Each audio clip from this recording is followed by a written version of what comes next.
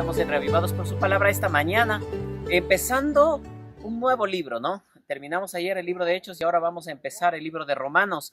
Y saben, nosotros vamos a descubrir en el libro de Romanos cómo el Evangelio es poderoso para transformar la vida de los seres humanos y cómo la comprensión del Evangelio ayuda a que las personas puedan entender cómo Dios obra en su favor y cómo al obrar en su favor realiza una obra que es completa. Incluso muchos hablan que la carta de Romanos es la carta de la victoria que puede alcanzar el cristiano a través de Jesucristo.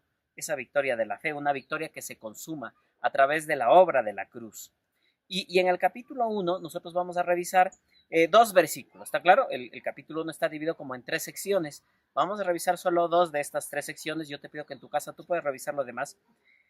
Por un lado. Y por otro lado, entender que el libro de Romanos está escrito algunos años antes de que él visitara Roma, y está escrito porque a propósito de los problemas que tenía la iglesia de Roma en entender el Evangelio.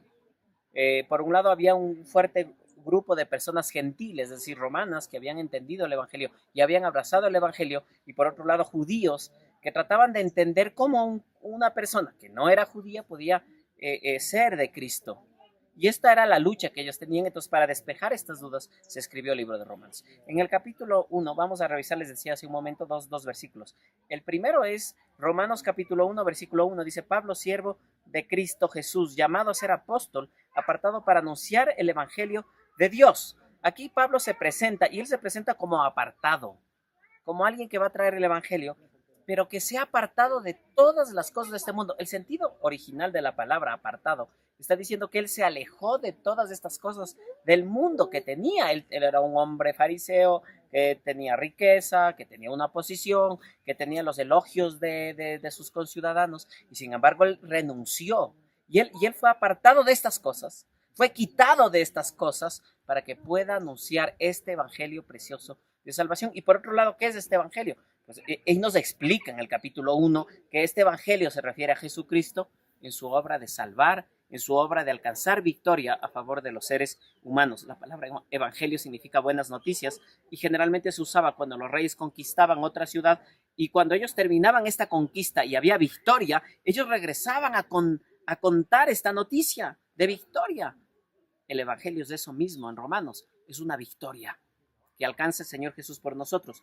Y luego Pablo dice en el verso 16: a la verdad, no me avergüenzo del evangelio, pues es poder de Dios para salvación a todos los que creen, de los judíos primeramente, pero también de los gentiles. Él explica que el evangelio para él no es algo vergonzoso, que después de haber él dejado estas posiciones humanas, después de haber sido apartado de estas cosas de este mundo, él no se siente avergonzado de este evangelio, por el que ha tenido que pasar penalidades y al que ha entregado su vida. Y entonces él dice que no se siente avergonzado, y por otro lado, él entiende que el evangelio es poderoso. Y en este poder que se obtiene por parte del Señor Jesús, del evangelio, podemos hallar victoria. Yo no sé con lo que luches en tu vida. Y es posible que con lo que luches te haga sentir cada día peor.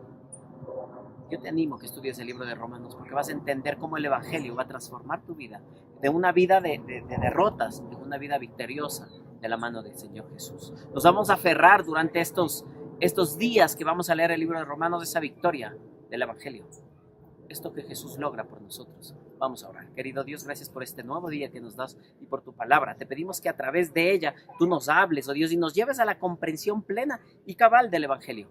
Que tu victoria sea la nuestra esta mañana y que caminemos siempre a tu lado, Padre Celestial. En el nombre bendito de Jesús.